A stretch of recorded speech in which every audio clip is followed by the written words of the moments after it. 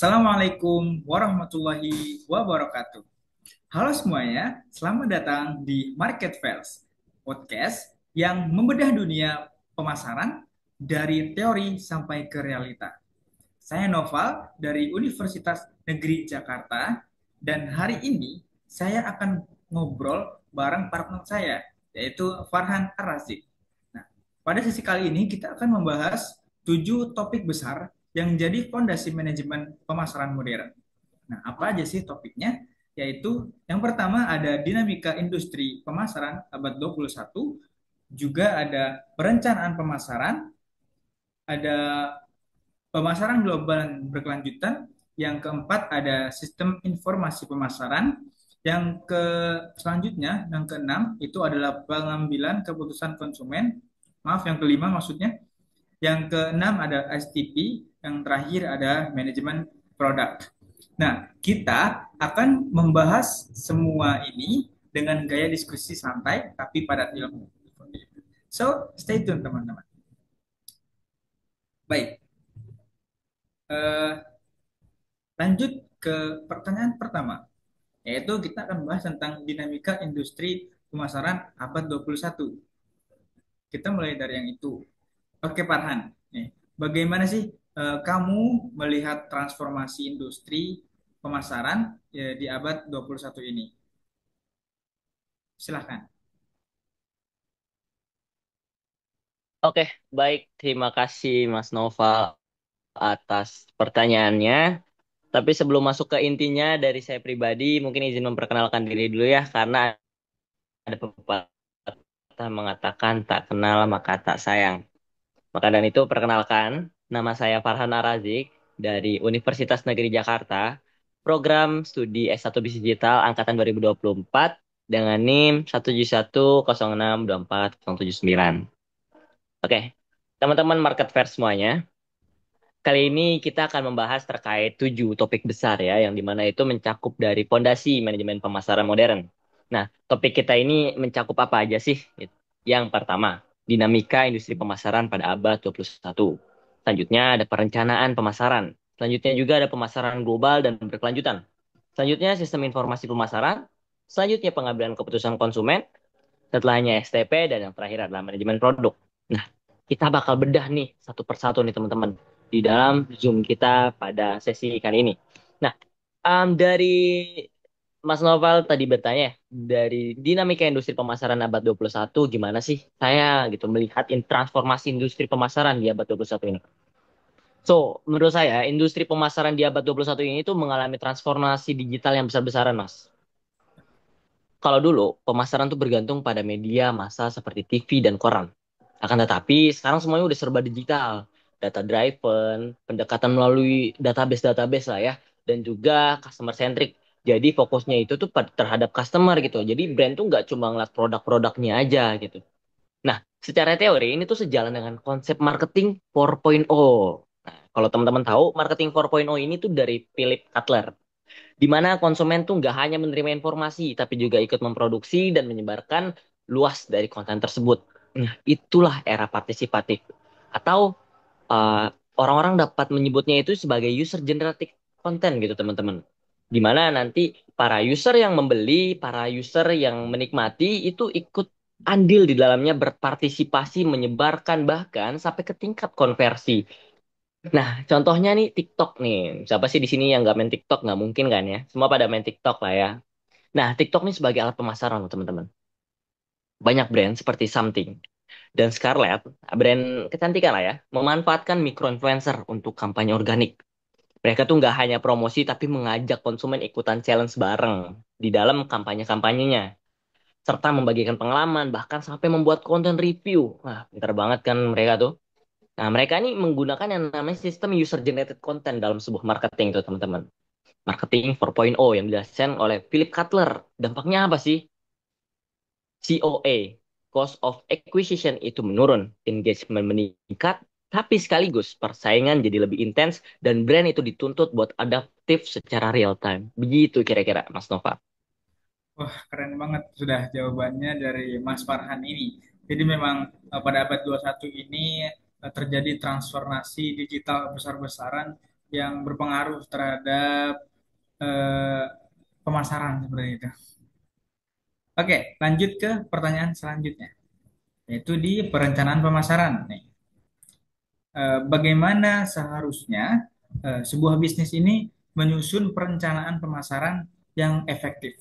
Oke, silahkan Mas Farhan. Oke, baik. Menarik pertanyaan. Perencanaan pemasaran. Nah, sepertinya Mas Nopal ini udah tahu nih, bahwasanya perencanaan itu merupakan hal terpenting dalam membangun sebuah pemasaran. Betul. Karena saya dapat dari mentor saya ya, bahwasanya 50% di dalam bisnis tuh, di dalam pemasaran tuh perlu yang namanya perencanaan, baru 50%-nya lagi setelahnya itu eksekusi. Jadi memang harus seimbang nih perencanaan dengan eksekusi. Nah, sebelum kita eksekusi, kita akan bahas dulu nih terkait perencanaan. Perencanaan pemasaran tuh ada kuncinya, Mas. Ada mencakup 4 langkah. Pertama, analisis situasi. Selanjutnya, penetapan tujuan. Yang ketiga, strategi STP. Dan yang terakhir baru nih, bauran pemasaran. Ataupun kalau Mas tahu nih, ada namanya marketing mix. Teori ini tuh bisa dilihat dalam kerangka marketing plan framework dari Kotler lagi. Contoh-contoh nih, langsung aja ke contoh nyata, Janji Jiwa. Mereka menganalisis tren ngopi lokal, menetapkan tujuan jangka pendek atau penetrasi pasar, menyasar mahasiswa dan juga pekerja muda, dan menyusun strategi mix, produk lokal, harga murah, distribusi outlet, promosi digital. Jadi dia tuh pakai analisis framework 4P, Mas. Nah, dampaknya apa sih? Dalam 3 tahun, Janji Jiwa jadi salah satu jaringan kopi terbanyak di Indonesia karena perencanaan yang fleksibel dan juga terstruktur. Oke. Ya, eh, ya keren banget jawabannya. Jadi memang empat langkah ini berpengaruh ya. Lagi-lagi teorinya itu dari Kotler lagi. Oke, lanjut ke pertanyaan selanjutnya nih Mas, tentang pemasaran global dan berkelanjutan. Nah, kali ini kita akan membahas tentang isu global. Apa sih tantangan dalam pemasaran global dan berkelanjutan? Oke. Baik, pertanyaannya kekinian sekali ya teman-teman ya. Jadi kita bahas terkait pemasaran global gitu dan juga sustainable berkelanjutan. Nah, menarik nih.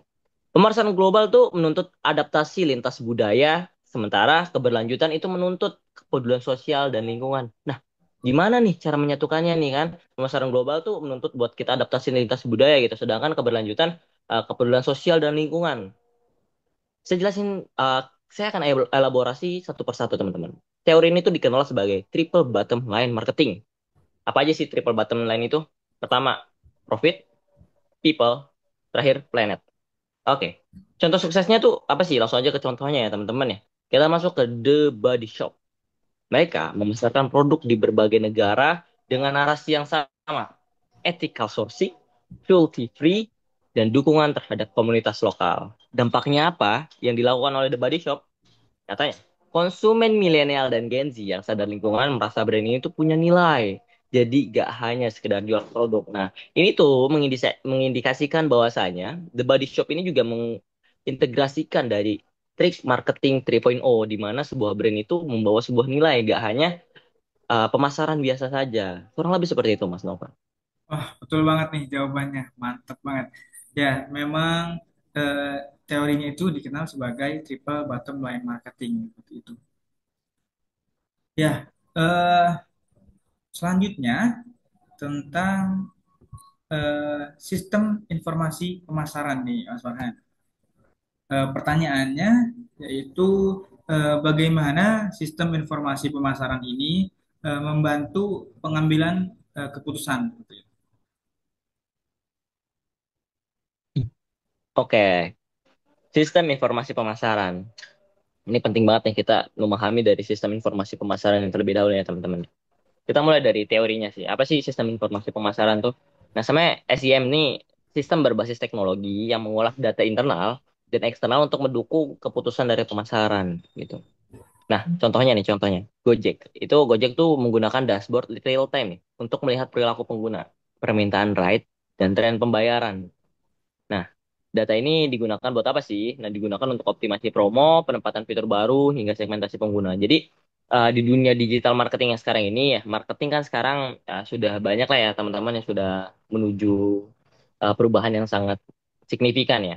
Nah, di dalam marketing itu tuh nyatanya kita perlu yang namanya sistem informasi itu sebagaimana yang sebenarnya dipelajari juga di bisnis digital itu ada namanya sistem manajemen informasi.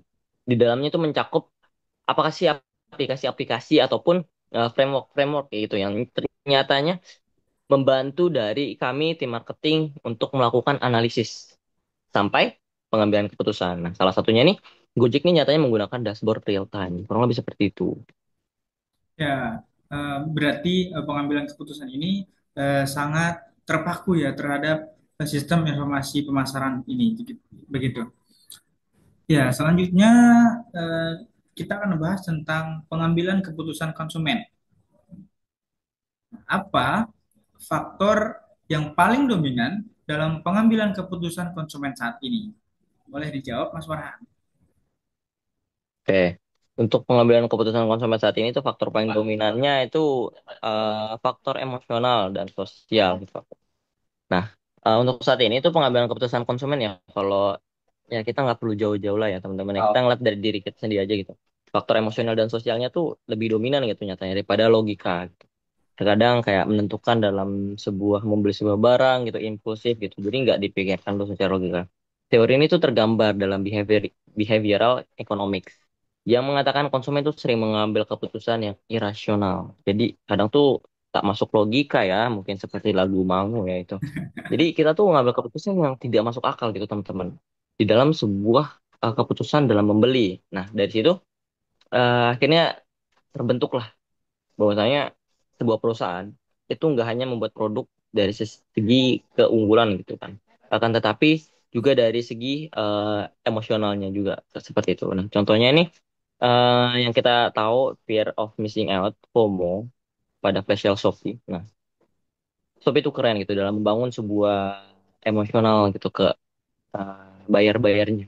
Akhirnya banyak pembelian yang impulsif karena dorongan psikologis, bukan kebutuhan real seperti itu. Oh iya, berarti memang emosional dan sosial ini sekarang lebih penting ya dari di Indonesia daripada sebuah logika, apalagi tren-tren FOMO yang ada. Ya, eh, bagus banget jawabannya nih dari Mas Farhan. Nah, setelah kita membahas tentang hal tadi, kita sekarang akan membahas tentang STP atau segmenting, targeting, dan juga positioning. Eh, Pertanyaannya, bagaimana sebuah brand itu bisa mengoptimalkan strategi STP di era digital seperti saat ini? Oke, strategi STP, segmenting, targeting, dan positioning. Ini apa ya, framework yang sering banget dipakai nih sama Ya. teman-teman marketing nih. Karena emang fundamental sekali ya STP ini. Nah, brand tuh bisa menggunakan data-data digital tersebut gitu dari Google Trends, Social Media Analytics untuk melakukan segmentasi psikografis secara real time. Jadi pada framework STP, segmenting, targeting, dan positioning, brand sangat terbantu dengan adanya Google Trends, Social Media Analytics gitu, dalam menentukan segmentasi. Siapa sih sasaran dari produk kita saat ini gitu kan? Siapa sasarannya untuk campaign kita saat ini? Kita segmentasikan, kita bagikan ke dalam beberapa kelompok. Setelah itu, kita cari satu atau dua kelompok yang memang menjadi sasaran utama kita. Nah, mereka ini yang akan masuk menjadi targeting kita di dalam sebuah memilih konsumen. Nah, setelah itu, kita bangunlah yang namanya positioning. Nah, brand kita nih mau dilihat apa sih gitu di mata mereka gitu. Apakah brand kita nih mau dilihatnya sebagai brand yang ramah lingkungan ataupun brand yang murah? Bisa, itu bisa diatur di dalam positioning. Contoh, Netflix. Netflix itu membagi segmen berdasarkan genre favorit dan waktu nonton. Lalu menyesuaikan homepage-nya di setiap akun dengan cara algoritma nih. Nah, ini disebut hyper personalization. Jadi seperti itu, Mas Novel. Ya, betul. Eh, Keren banget jawabannya dari Mas Farhan ini. Jadi memang untuk menerapkan STP di era digital ini, eh, kita bisa menggunakan data digital seperti halnya tadi yang dicontohkan Netflix yang menggunakan hyper personalization seperti itu. Ya, selanjutnya nih Mas Farhan, mungkin ini bakal jadi pertanyaan terakhir pada sesi kali ini. Bagaimana manajemen produk yang relevan untuk pasar cepat berubah? Oke, manajemen produk. Nah, em, jadi kita akan bahas ya gimana cara kita untuk manajemen dari produk kita itu sendiri ya.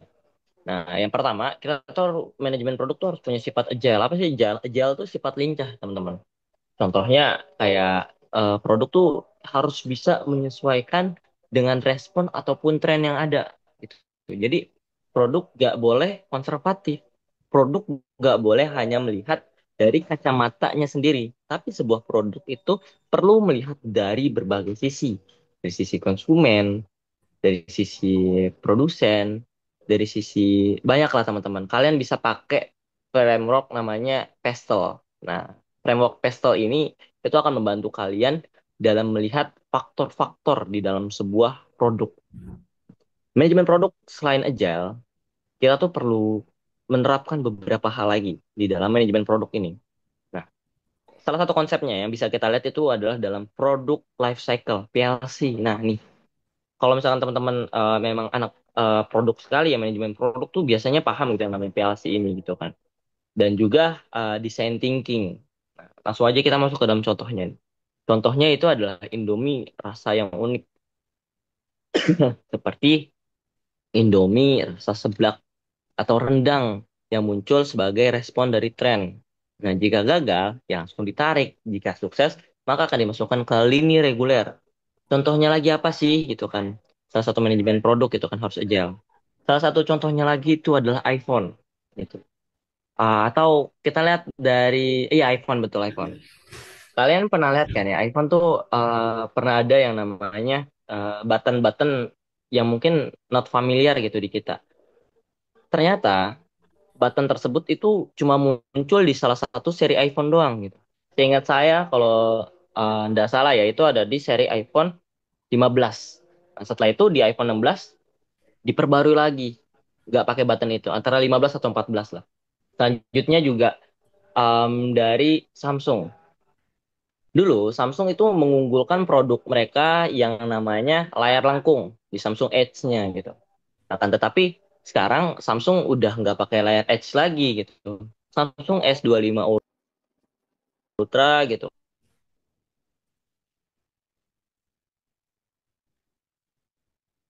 ya. Kenapa sih seperti itu? Mungkin dari tim L mencari cara bagaimana agar produk kita nih diterima pasar terus menerus. Jadi nggak konservatif, cuma itu-itu saja. Nah, mungkin ketiga contoh itu udah menggambarkan sih Mas dari pertanyaan terakhir kita ini untuk manajemen dari produk. Ya, baik, terima kasih jawabannya Mas Lanang. Betul banget ya. Petihannya sekarang Indomie yang tadinya juga dia mau melakukan respon terhadap tren. Nah, satunya di ada saya pernah ingat itu di Indomie sambal hijau.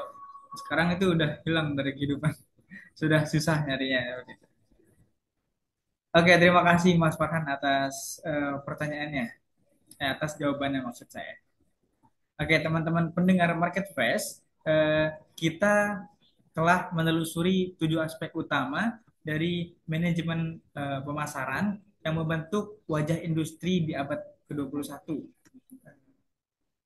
Ya, kita memulai dengan melihat dinamika industri pemasaran modern yang ini tak lagi hanya berbicara soal produk, tapi juga tentang bagaimana teknologi, tren sosial, dan juga nilai-nilai baru membentuk ulang cara kita membangun relasi dengan konsumen. Nah, lalu kita memahami bahwa perencanaan pemasaran bukan sekedar menyusun strategi promosi, tapi melibatkan analisis pasar yang tajam, penentuan sasaran yang jelas, dan pengembangan nilai yang otentik agar mampu bersaing secara berkelanjutan. Nah, ketika masuk ke ranah pemasaran global dan berkelanjutan, kita diajak untuk tidak hanya berpikir secara bisnis, tapi juga secara etis. Gitu. Kita belajar bahwa konsumen hari ini lebih kritis. Mereka membeli brand yang tidak hanya baik untuk diri mereka, tapi bagi lingkungan dan juga masyarakat. Kemudian juga kita bahas pula bagaimana sistem informasi pemasaran menjadi jantung pengambilan keputusan.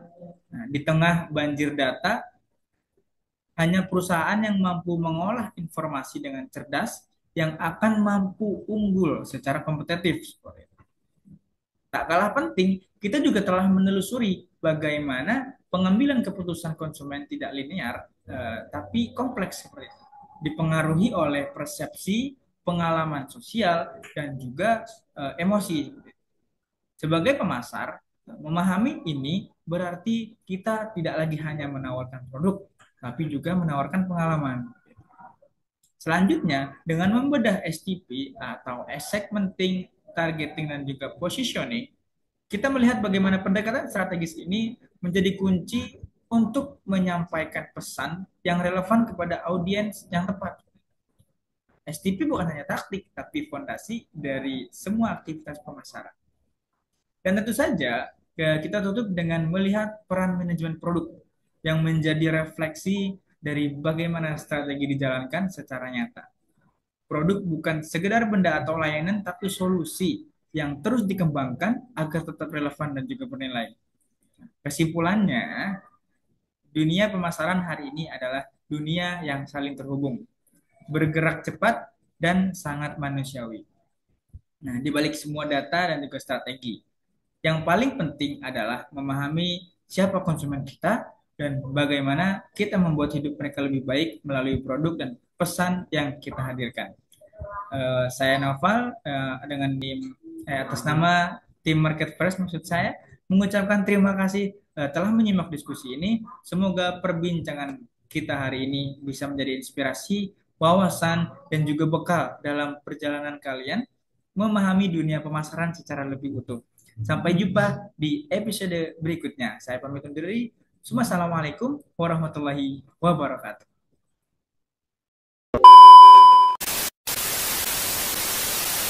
Assalamualaikum warahmatullahi wabarakatuh.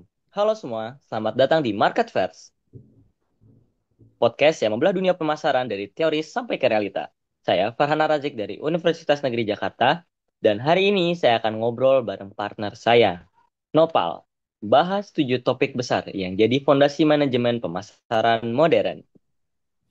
Topik kita akan mencakup dinamika industri pemasaran abad 21, perencanaan pemasaran, pemasaran global dan berkelanjutan, sistem informasi pemasaran, pengambilan keputusan konsumen, STP, dan yang terakhir adalah manajemen produk. Kita akan bahas semuanya dalam gaya diskusi santai tapi padat ilmu. So, stay tune ternyata. Yang pertama, dinamika industri pemasaran abad 21. Nopal, bagaimana kamu melihat transformasi industri pemasaran di abad 21 ini? Silakan. Oke, sebelumnya terima kasih atas waktunya. Tapi eh, saya mau memperkenalkan diri dulu. Nah, nama saya Noval. Saya juga selaku mahasiswa Universitas Negeri Jakarta yang kuliah di Fakultas Ekonomi dan Bisnis, lebih tepatnya di program studi Bisnis Digital. Nah, menjawab terkait tadi, kita kan akan membahas 7 topik besar yang mulai dari dinamika industri pemasaran abad 21, perencanaan pemasaran, pemasaran global dan berkelanjutan, juga sistem informasi, pengambilan keputusan konsumen, STP dan juga manajemen produk. Nah, lanjut ke pertanyaan yang tadi disampaikan tentang bagaimana kamu melihat transformasi industri pemasaran di abad 21 ini. Menurut saya, pemasaran abad 21 ini sangat dipengaruhi oleh globalisasi, digitalisasi, dan juga perubahan nilai konsumen. Teorinya bisa kita lihat lewat Customer Journey 5A, itu ada Aware, Appeal, Ask, Act, and Advocate, di mana keputusan beli itu tak lagi linear maksudnya, maaf. Tapi cyclical dan juga sosial, seperti itu. Kita ambil contoh satu aplikasi yang sering kita pakai, yaitu ada Shopee. Nah, Shopee ini tak hanya beriklan, tapi juga membangun ekosistem konten lewat live shopping dan juga kolaborasi dengan selebriti. Nah, mereka ini masuk ke fase advocate. Nah, lebih cepat karena konsumen merasa terlibat dalam proses jual beli seperti itu. Nah, dampaknya apa yang terjadi? Brand yang tidak mengerti tentang emotional engagement ini akan tertinggal. Jadi pemasaran sekarang itu bukan cuma soal promosi, tapi juga membangun komunitas dan juga relasi berkelanjutan. Mungkin seperti itu jawaban dari saya. Oke, keren banget sih ya dari jawabannya gitu.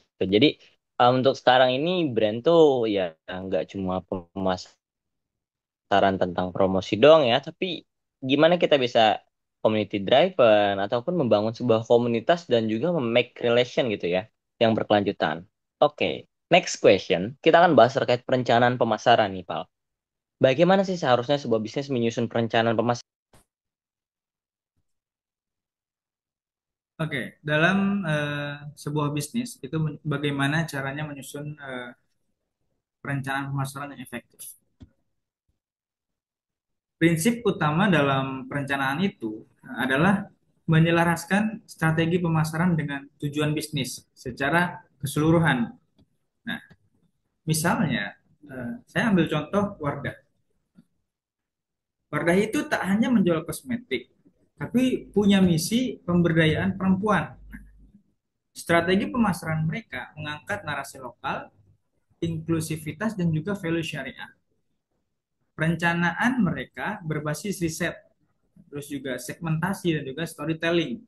Nah, hasilnya apa yang dihasilkan oleh Wardah itu?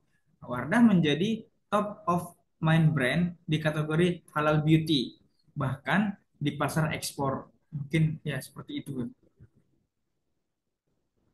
Wah, keren banget ya hal yang dilakukan Wardah ya. Jadi nggak cuma jual kosmetik nih ya.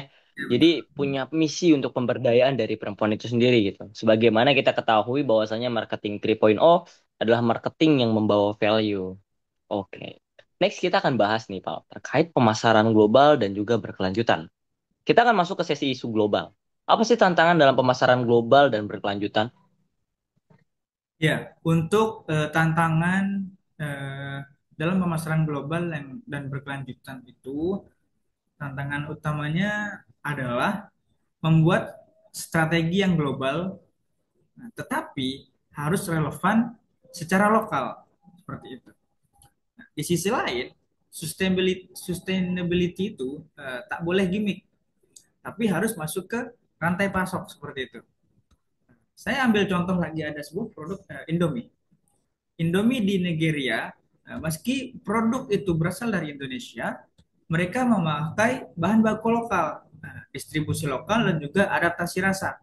Tentunya rasa yang diciptakan dari Indomie di Indonesia dan juga di Nigeria itu berbeda. Nah, ini mencerminkan prinsip glo, apa namanya, globalization seperti itu. Nah, secara keberlanjutan, banyak perusahaan FMCG itu sekarang beralih ke kemasan ramah lingkungan karena konsumen mulai memilih brand yang bertanggung jawab seperti itu. Wow, iya ya benar juga ya. Ya waktu itu saya pernah sih ya jalan-jalan ke Nigeria gitu dan makan Indomie. Emang rasanya tetap sama sih Pal gitu dengan yang ada di Indonesia gitu. Ah, Ya, selanjutnya kita akan bahas nih Pal terkait sistem informasi pemasaran. Nah, menurut Nopal, bagaimana sistem informasi pemasaran itu membantu dalam pengambilan keputusan? ya, sistem informasi pemasaran itu bagaimana sih agar membantu dalam pengambilan keputusan? Nah, dalam teori, sistem informasi pemasaran itu terdiri dari empat komponen.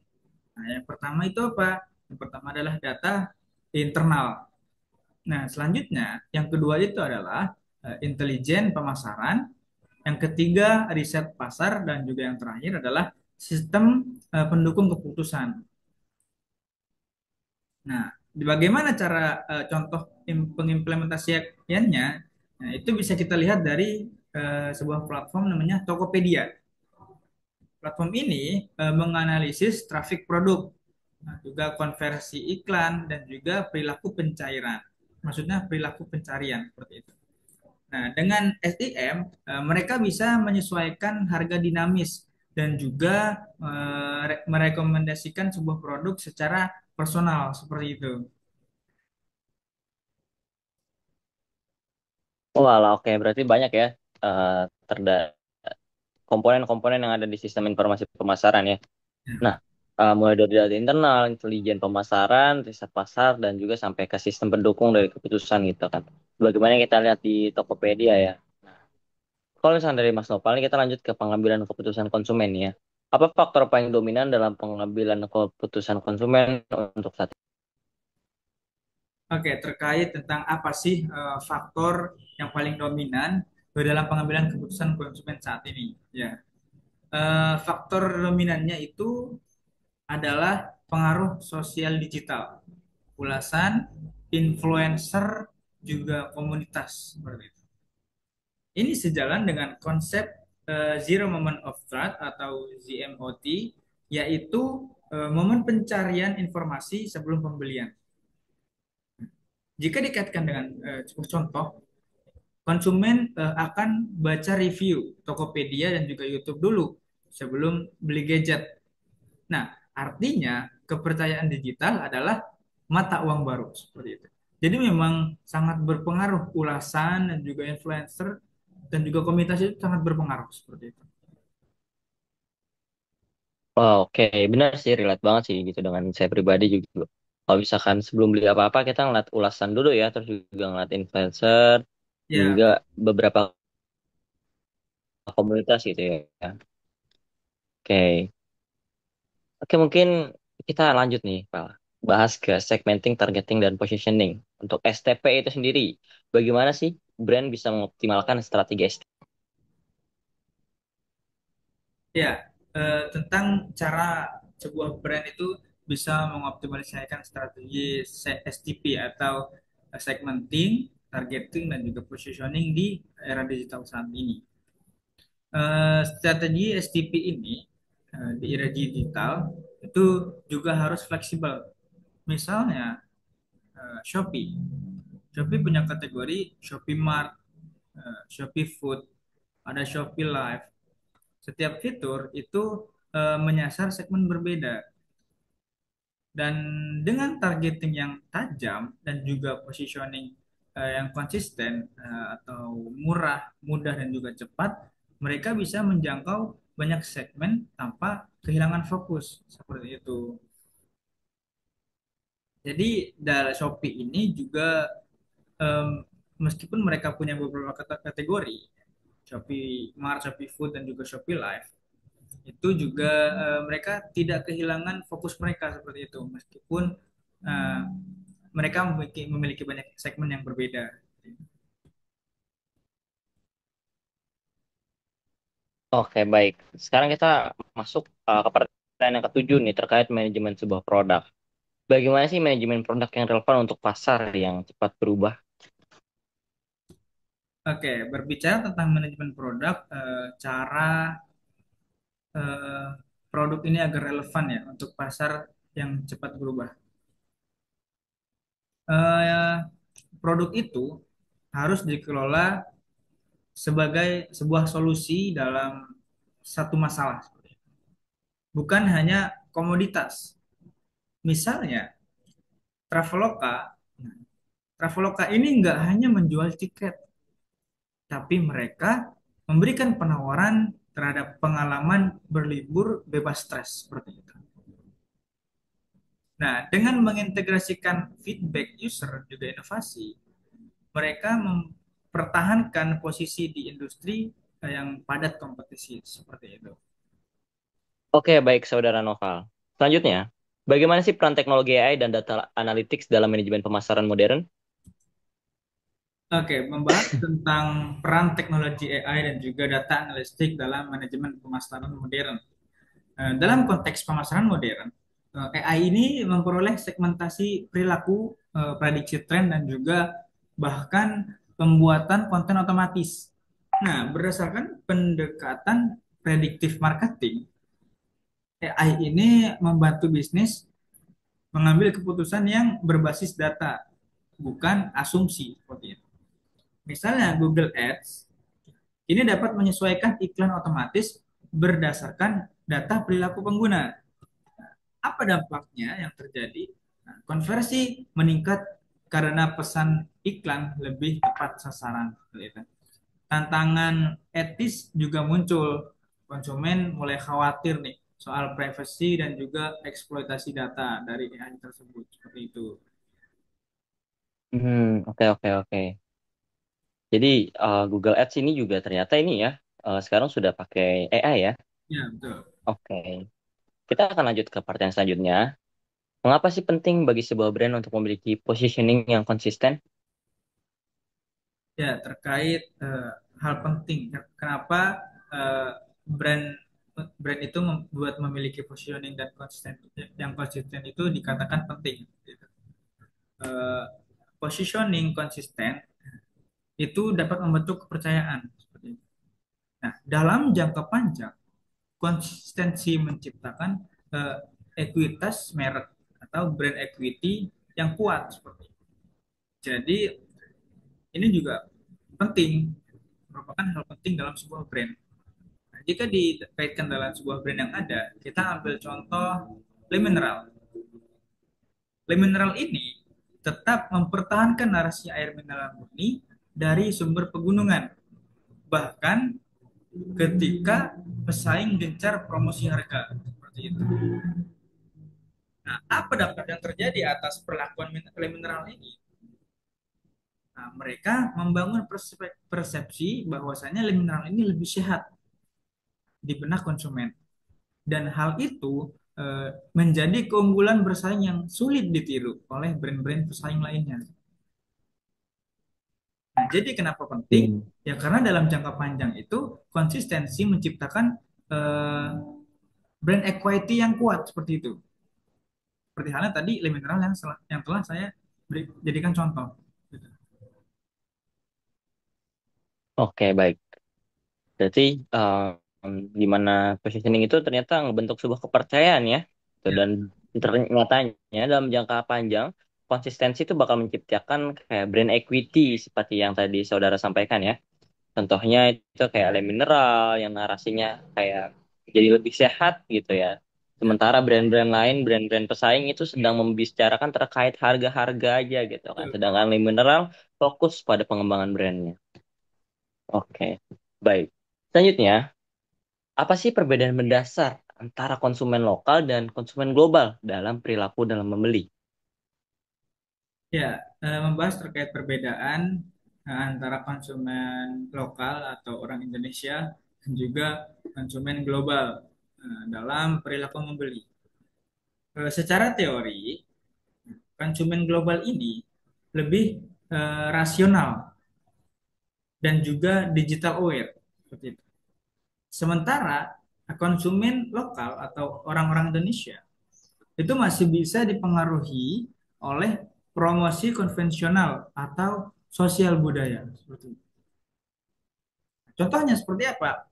Contohnya konsumen Indonesia masih eh, merespon iklan televisi dan juga endorsement seleb lokal. Tapi di Eropa, pembelian lebih terpicu oleh review online dan juga sertifikasi. Jadi memang orang-orang Indonesia itu kebanyakan apa ya join trend lah. Ketika banyak endorsement orang seleb-seleb yang mendapatkan endorse, mereka jadi tertarik buat membeli brand itu. Sementara orang-orang di luar negeri atau di sini dicontohkan tadi di Eropa, nah itu melakukan pembeliannya karena terpicu oleh review online dan juga sertifikasi yang ada seperti itu. Dampaknya seperti apa? Strategi komunikasi harus disesuaikan dengan konteks lokal untuk efektivitas yang juga maksimal seperti itu. Oke, sekarang kita masuk ke pertanyaan terakhir, Mas Nova. Untuk pertanyaan terakhir, terkait hubungan strategi produk. Oke. Nah, bagaimana sih hubungan antara strategi produk dan loyalitas konsumen? Ya, hubungannya antara strategi produk dan juga loyalitas konsumen itu terletak pada konsistensi, kualitas, dan juga pengalaman penggunaan. Strategi produk yang berorientasi pada total value offering, nah itu akan lebih dihargai konsumen. Contoh lagi, Wardah. Wardah ini mempertahankan formula halal, ringan, dan juga affordable sejak awal. Mereka juga aktif mendengar feedback dari para konsumen mereka. Nah, karena hal ini, konsumen itu merasa diperhatikan dan akhirnya menjadi brand advocate seperti itu, bukan hanya pembeli biasa gitu. Jadi memang yang dilakukan Wardah ini eh, membuat dia jadi lebih dulu berada di brand yang advocate seperti itu. Oke, baik. Terima kasih, Mas Nopal. Mungkin tadi pertanyaan terakhir itu sekaligus menutup sesi kita pada segmen kita kali ini ya. Teman-teman pendengar Market First, kita telah menelusuri 7 aspek utama dalam manajemen pemasaran yang membentuk wajah industri di abad ke-21. Pemasaran di abad ke-21 bukan hanya tentang menjual produk, tapi tentang membangun nilai dan relasi yang bermakna. Kita mulai dengan menyadari bahwasanya industri pemasaran telah bertransformasi secara masif dari era media massa ke era digital yang menuntut personalisasi dan partisipasi. Dalam dunia yang begitu dinamis, perencanaan pemasaran tidak bisa lagi kaku, melainkan harus adaptif, terukur, dan berbasis data. Kita juga belajar bahwasanya pemasaran global dan berkelanjutan bukanlah tren sesaat, tapi bagian dari tanggung jawab strategis. Brand yang tidak hanya mencari keuntungan, tetapi juga memberi kontribusi sosial dan lingkungan akan lebih dicintai dan relevan. Lalu, pada sistem informasi pemasaran yang menjadi tulang punggung bagi perusahaan untuk memahami perilaku konsumen, merespon perubahan pasar secara cepat, dan mengambil keputusan yang tepat, disinilah kita melihat kekuatan teknologi berpadu dengan strategi. Kemudian, dalam memahami pengambilan keputusan konsumen, kita menemukan bahwa perilaku pembelian tidak hanya ditentukan oleh logika, tapi juga oleh emosi, sosial, dan psikologis. Artinya, pemasaran yang efektif adalah yang mampu menyentuh hati, bukan sekadar menjangkau pikiran. Kita juga menyoroti pesan krusial dari STP, segmenting, targeting, dan positioning. Sebuah pendekatan strategis yang membantu perusahaan menemukan siapa yang harus mereka layani, bagaimana cara menjangkaunya, dan bagaimana ingin dipersepsikan. Ini adalah seni mengarahkan pesan kepada orang yang tepat di waktu yang tepat. Terakhir, kita menyadari bahwa manajemen produk adalah ujung tombak dari strategi tadi. Produk yang dikelola dengan inovasi, empati, dan keberanian beradaptasi akan selalu relevan di pasar yang berubah cepat. Jadi, dunia pemasaran hari ini bukanlah dunia yang statis, ia adalah ekosistem kompleks yang menuntut pemahaman lintas disiplin, teknologi, psikologi, sosial, hingga etika. Dan siapapun yang ingin menjadi pemasar hebat harus lebih dulu menjadi pendengar yang baik, pengamat yang tajam, dan pelaku yang gesit. Saya Farhan mewakili tim Market Fairs, mengucapkan terima kasih atas waktu dan perhatian kalian semua. Semoga diskusi hari ini bisa menjadi bekal, bukan hanya untuk menjawab soal ujian, tetapi untuk menjadi pemasar yang berpikir strategis dan bertindak manusiawi. Sampai jumpa di episode selanjutnya, dan jangan lupa, marketing bukan tentang menjual lebih banyak, tapi tentang menciptakan nilai yang lebih dalam. Assalamualaikum warahmatullahi wabarakatuh.